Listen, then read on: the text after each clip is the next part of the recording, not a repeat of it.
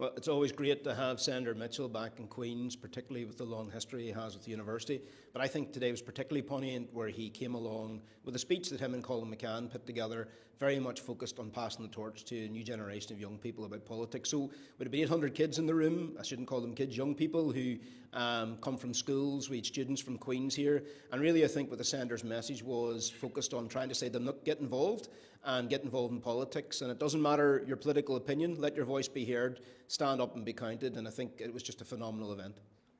Yeah, I found Senator George Mitchell's speech really, really inspirational as a young person. And then we saw from the panel afterwards as well, some of the, very bright young minds that have been shaped by the likes of George Mitchell and the Good Friday Agreement. So it was very inspirational for us as young students. One of the themes of today's event was about voting at 16 years of age, and we think, and there's a lot of discussion with Politics in Action, one of our partner organisations today, that is a opportunity whose time has come. And I think it was very clear from the young people in the room that they want their voice to be heard, they want their democratic right to be exercised, and like other jurisdictions, they'd like to have the opportunity to vote at 16. So I think there's a willingness and a hunger from young people to really get involved in political discourse, have their voice being heard, and really step up to the mark to really contribute to some of the political turmoil that we're all facing at the moment. Well, I think it's all about reinforcing our democracy. If 16-year-olds get the right to vote, then we are going to see an entire other demographic that politicians have to listen to and act towards. And 16-year-olds,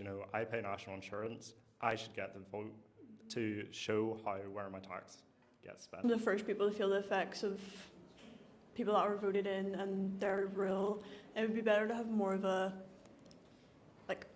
choice.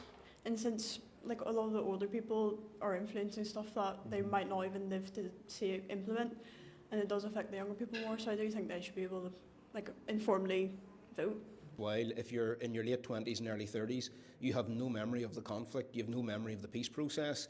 And I think what George Mitchell and others who represent that time are trying to do is say, look, we fought hard for peace.